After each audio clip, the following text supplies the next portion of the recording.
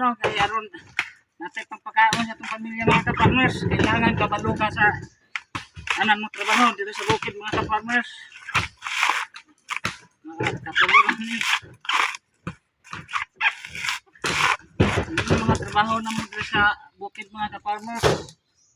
Kailangan sa tanang panahon kabalo ka.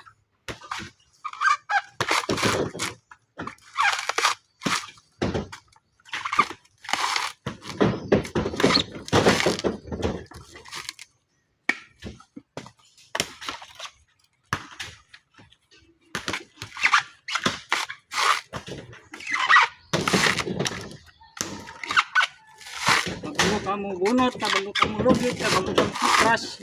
Muna yung mga diskarte dito sa bukid mga ka-farmers. Kita lang ngayon mga ka-farmers. Makatapa namin mga ka-farmers. Mga to, daghang salamat. Bye-bye.